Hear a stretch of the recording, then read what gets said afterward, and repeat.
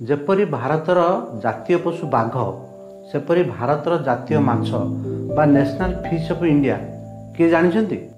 କେହି କେହି Indian Markle ଯାହାର ବୈଜ୍ଞାନିକ ନାମ ରାଷ୍ଟ୍ରଲିଜର କାନୁଗୁର୍ତ୍ତାକୁ ଭାରତର ଜାତୀୟ ମାଛ କହୁଥିବା ବେଳେ କେହି କେହି ମହିଶିର ମାଛକୁ ଭାରତର ଜାତୀୟ ମାଛ କହିଥାନ୍ତି। କିନ୍ତୁ ଔପଚାରିକ ଭାବରେ ଭାରତର ଜାତୀୟ ମାଛ ବା ନ୍ୟାସନାଲ ଫିଶ୍ କିଛି ନାହିଁ।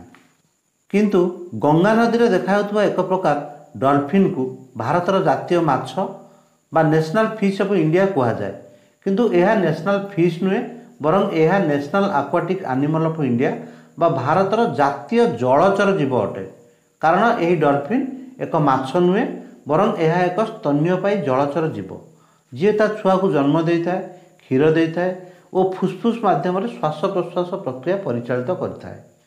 ଦ ଗଞ୍ଜେସ୍ ରିଭର ଡଲଫିନ୍, ଯାହାର ବୈଜ୍ଞାନିକ ନାମ ପ୍ଲାଟାନିଷ୍ଟା ଗାଞ୍ଜେଟିକାକୁ ଭାରତ ସରକାର 18 ମେ 2010ରେ ଭାରତର ଜାତୀୟ ଜଳଚର ଜୀବ ବା national aquatic animal of India ଭାବରେ ଘୋଷଣା କରିଥିଲେ।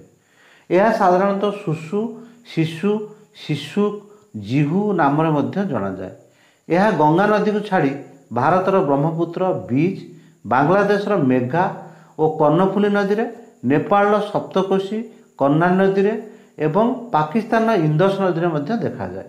ଏହି ଜଳଚର ଜୀବଟି ଦେଖିପାରିନଥାଏ, ତେଣୁ ଏହା ଚଳପ୍ରଚଳ ଓ ଖାଦ୍ୟ ଅନ୍ୱେଷଣ ପାଇଁ ଶବ୍ଦ ତରଙ୍ଗ ବା ସୋନାର ପଦ୍ଧତି ଅନୁସରଣ କରେ।